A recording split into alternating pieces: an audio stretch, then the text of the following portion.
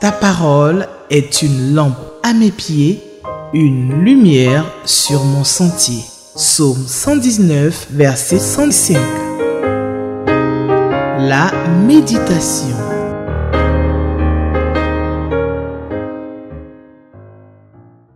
Chers téléspectateurs d'Espérance TV, bonjour. Merci de suivre l'émission La méditation sur Espérance TV. C'est toujours avec un grand plaisir que je me trouve devant vous pour partager la parole de Dieu avec vous. Alors nous allons prier d'abord avant de lire le texte qui nous est proposé en ce jour. Nous prions. Seigneur, ta parole dit que l'homme qui trouve son plaisir dans la loi de l'Éternel et qui la médite jour et nuit est heureux, selon le psaume 1. Et nous sommes heureux, Seigneur, de méditer ta parole. Nous sommes heureux de t'écouter nous parler à travers le texte que nous allons méditer ce matin. Bénis ce moment, Seigneur, et aide-nous à comprendre ta parole, qu'elle puisse nous faire du bien au nom de Jésus. Amen. Alors, le texte qui est proposé par le lecteur de la Bible 2024, le lecteur adulte, pour le lundi 13 mai 2024, se trouve dans l'Ancien Testament, dans le livre d'Ésaïe, Ésaïe chapitre 57, les versets 1 à 21. C'est le texte qui est proposé en ce jour. Ésaïe 57, versets 1 à 21, texte proposé par le lecteur de la Bible pour le lundi 13 mai 2024. Et je lis dans la version Louis II. Le juste périt et nul n'y prend garde. Les gens de bien sont enlevés et nul ne fait attention, que c'est par suite de la malice que le juste est enlevé. Il entrera dans la paix, il reposera sur sa couche, celui qui aura suivi le droit chemin. Mais vous, approchez ici, fils de l'enchanteresse, race de l'adultère et de la prostituée. Verset 4. De qui vous moquez-vous? Contre qui ouvrez-vous une large bouche et tirez-vous la langue? N'êtes-vous pas des enfants de péché, une race de mensonges? S'échauffant près des térébintes sous tout arbre vert, égorgeant les enfants dans les vallées sous des fentes de rochers, c'est dans les pierres polies des torrents qu'est ton partage. Voilà ton lot. C'est à elle que tu verses des libations, que tu fais des offrandes. Puis-je être insensible à cela? C'est sur une montagne haute et élevée que tu dresses ta couche. C'est aussi là que tu montes pour offrir des sacrifices. Verset 8. Tu mets ton souvenir derrière la porte et les poteaux, car loin de moi, tu lèves la couverture et tu montes. Tu élargis ta couche et tu traites alliance avec eux. Tu aimes leur commerce, tu choisis une place. Tu vas auprès du roi avec de l'huile, tu multiplies tes aromates, tu envoies au loin tes messagers, tu t'abaisses jusqu'au séjour des morts. À force de marcher, tu te fatigues et tu ne dis pas « j'y renonce ». Tu trouves encore de la vigueur dans ta main, aussi n'es-tu pas dans l'abattement. Et qui redoutais-tu? Qui craignais-tu pour être infidèle? Pour ne pas te souvenir, te soucier de moi? Est-ce que je ne garde pas le silence depuis longtemps? C'est pourquoi tu ne me crains pas. Verset 12. Je vais publier ta droiture et tes œuvres ne te profiteront pas. Quand tu crieras, la foule de tes idoles te délivrera-t-elle? Le vent les emportera toutes, un souffle les enlèvera. Mais celui qui se confie en moi héritera le pays et possédera ma montagne sainte. Verset 14. On dira, frayez, frayez, préparez le chemin, enlevez tout obstacle du chemin de mon peuple. Verset 15. Car ainsi parle le Très-Haut, celui dont la demeure est éternelle et dont le nom est saint. J'habite dans les lieux élevés et dans la sainteté, mais je suis avec l'homme contrit et humilié, afin de ramener les esprits humiliés, afin de ranimer les cœurs contrits. Je ne veux pas contester à toujours, ni garder une éternelle colère. Quand devant moi tombent en défaillance les esprits, les âmes que j'ai faites. À cause de son avidité coupable, je me suis irrité et je l'ai frappé. Je me suis caché dans mon indignation et le rebelle a suivi le chemin de son cœur. Verset 18. J'ai vu ses voies et je le guérirai. Je lui servirai de guide et je le consolerai, lui et ceux qui pleurent avec lui. Je mettrai la louange sur les lèvres. Paix, paix à celui qui est loin et à celui qui est près, dit l'Éternel. Je les guérirai. Mais les méchants sont comme la mer agitée qui ne peut se calmer et dont les eaux soulèvent la vase et le limon. Il n'y a point de paix pour les méchants, dit l'Éternel au verset 21. Amen. Alors, le thème de ce passage, selon le lecteur, est reproche aux impénitents. Dans ce passage, il est question des mauvais conducteurs dans les versets 1 à 14, puis ensuite dans les versets 15 à 21, le prophète parle de la bénédiction que Dieu répand sur celui qui est contrit, selon le découpage de ma Bible, version Louis II. Alors, du verset 1 au verset 2, il parle du juste. Au verset 1, il est écrit « Le juste périt et nul n'y prend point garde ». Et dans la version français courant, il est écrit que le juste disparaît et personne ne prend cela à cœur. Les hommes de bien sont enlevés et personne ne comprend que c'est à cause du mal que le juste est enlevé. Alors, au temps d'Ésaïe, la corruption est générale dans le pays, et particulièrement parmi les dirigeants, les conducteurs.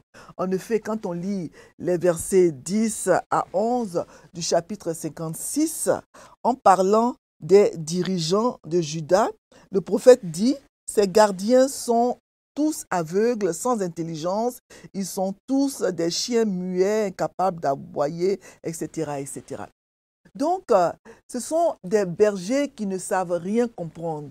Ils suivent tous leur propre voie, chacun selon son intérêt jusqu'au dernier. Donc, le prophète Ésaïe, il dénonce dans ces versets le mauvais comportement des méchants dirigeants du royaume de Juda qui n'ont aucune autorité et qui ne font que poursuivre leurs intérêts au lieu de veiller à ceux du peuple.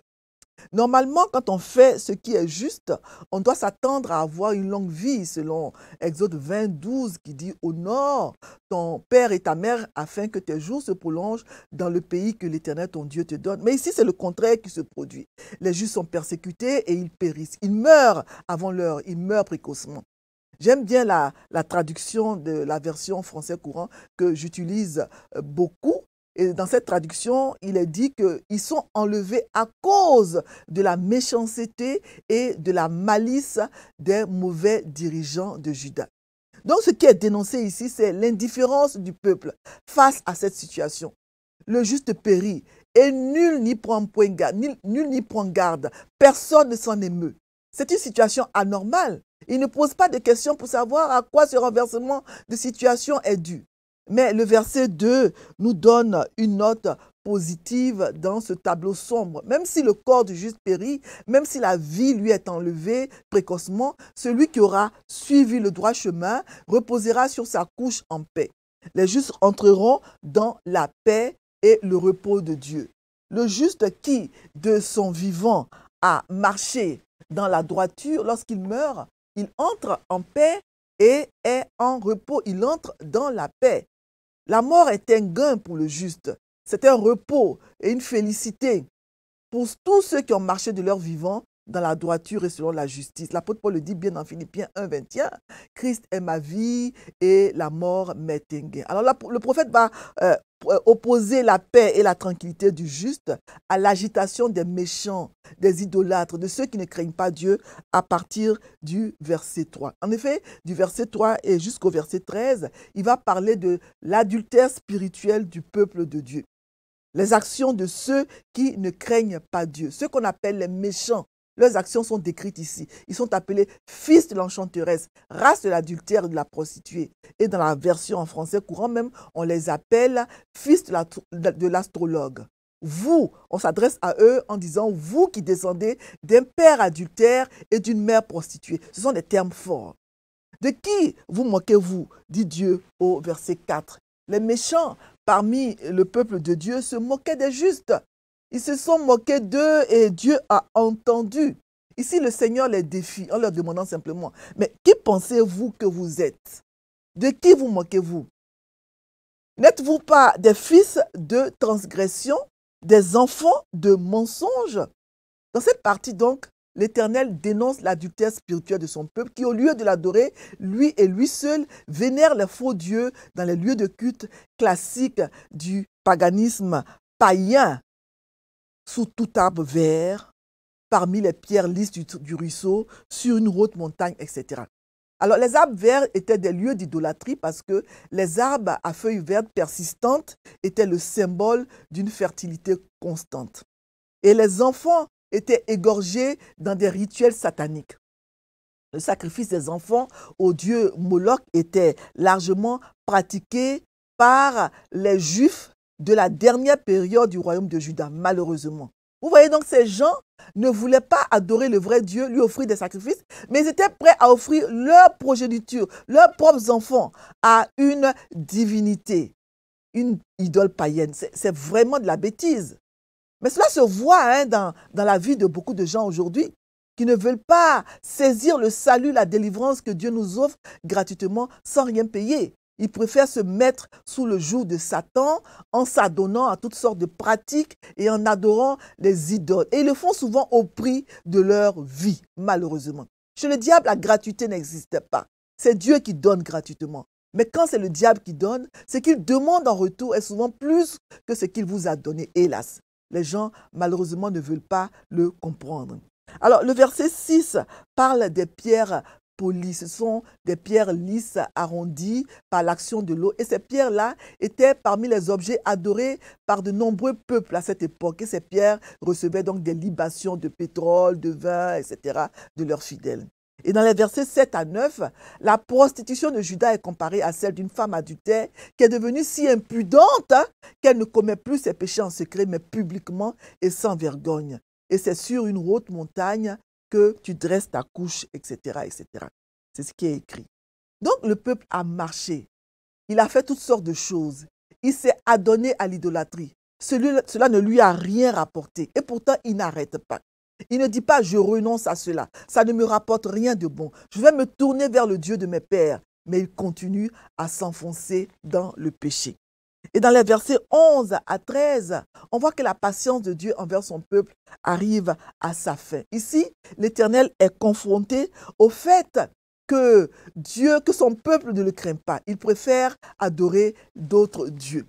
Dieu leur dit « mais est-ce que c'est parce que j'ai gardé le silence depuis longtemps que vous ne me craignez pas? » Quand Dieu ne punit pas, quand il ne châtie pas immédiatement, après que le péché ait été commis, alors on se dit que Dieu ne voit pas, Dieu n'agit pas, on peut faire ce qu'on veut. On voit ici que le peuple de Dieu ne respecte pas son Dieu comme il le devrait. En partie parce qu'il a fait preuve de miséricorde. Dieu n'a pas puni leur péché immédiatement. Ils ont commis une erreur cruciale, commune plutôt aux êtres humains en général. Ils ont pris la miséricorde et la patience de Dieu pour de la faiblesse ou un manque de détermination. Alors, dans les versets 15 à 21, la dernière partie, on voit que le prophète décrit le chemin de la paix et de la restauration. Pour être pardonné, pour recevoir la bénédiction du Dieu très haut, celui dont la demeure est éternelle et dont le nom est saint, il faut s'humilier. Il faut s'humilier devant lui. Il faut avoir le cœur contrit. Il faut se repentir. Dieu dit au verset 15 qu'il demeure dans les lieux très hauts. Ainsi parle le très haut, celui dont la demeure est éternelle et dont le nom est saint. J'habite dans les lieux élevés et dans la sainteté, mais je suis avec l'homme contrit. Donc, ici, on voit donc que Dieu y demeure dans les lieux très hauts. Il est le très haut, le tout-puissant, le créateur de l'univers tout entier. Et il faut donc lui accorder la crainte et le respect qu'il mérite. La deuxième chose, c'est qu'il faut avoir le cœur contrit. Il faut avoir le cœur contrit, il faut être humble, s'apaiser devant le Dieu tout-puissant qui, malgré sa grandeur, a accepté de vivre avec les hommes. C'est pour cela qu'il dit, j'habite dans les lieux élevés, mais je suis avec l'homme contrit et humilié. La troisième chose qu'il faut comprendre aussi, pour être en règle avec Dieu, c'est son grand amour. Il dit, je ne veux pas garder une éternelle colère. Ici, le Seigneur montre sa miséricorde envers son peuple. Il dit maintenant, j'ai vu ses voies et je le guérirai au verset 18. Voilà. Il va donc le conduire et il va lui redonner le réconfort dont il a besoin. Paix, paix à celui qui est loin, comme à celui qui est proche. Dans sa miséricorde, Dieu invite tous les hommes à la paix, aussi bien celui qui est loin que celui qui est proche. Chacun peut recevoir la shalom, la paix de Dieu, qui est un bien-être précieux dont nous avons tous besoin dans ce monde troublé. Dans Éphésiens 2, 17, Paul, il parle de Jésus qui accomplit exactement cette promesse. Jésus est venu, il a prêché la paix à vous qui étiez loin, à ceux qui étaient près. Celui qui est loin fait référence donc aux gentils, aux non-juifs, tandis que celui qui est proche, ceux qui sont proches, c'est l'homme juif. Tous deux peuvent parvenir à la paix en recevant le don de Dieu à travers Jésus. Mais les méchants, au verset 20, il est écrit que les méchants sont comme une mer agitée quand elle ne peut pas se calmer. Il n'y a pas de paix pour les méchants. Donc, contrairement à ceux qui reviennent à Dieu, les méchants sont toujours sans paix. Ils sont dans l'inquiétude. Leurs esprits sont agités. D'après ce qui est écrit ici, ils sont comme la mer agitée. Ils sont perpétuellement pressés et tourmentés par leur propre convoitise, par leur passion. Il n'y a point de paix pour les méchants, dit Dieu. Et c'est vrai. C'est Dieu qui donne la paix du cœur, la véritable. Et cette paix surpasse toute intelligence. Es-tu troublé? Es-tu inquiet à cause des nombreux problèmes que tu as dans ta vie? Te poses-tu des questions sur la mort, sur l'éternité? Viens à lui. Viens au Seigneur et tu auras la paix. Le lecteur donc propose 3 questions pour réfléchir sur ce texte. Le texte du lundi 13 mai. Donc, le lecteur propose 3 questions, la question 5, la question 6 et la question 7. La question 5, y a-t-il une promesse que Dieu nous fait dans ce passage? Oui, il y a des promesses dans ce passage. D'abord, le verset 2.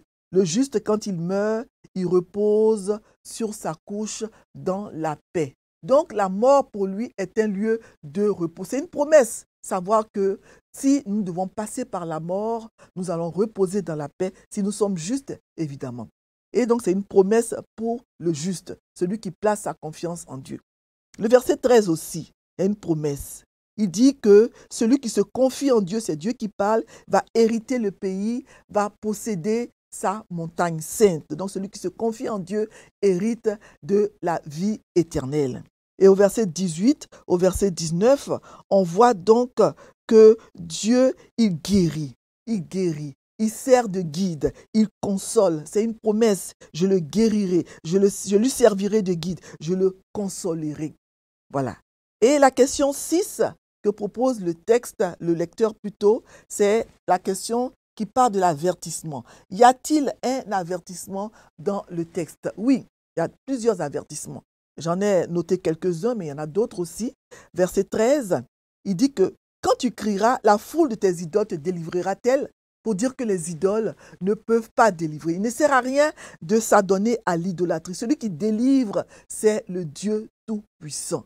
Et le verset 17, il dit, à cause de son avidité coupable, je me suis irrité, je l'ai frappé, etc. Je me suis caché.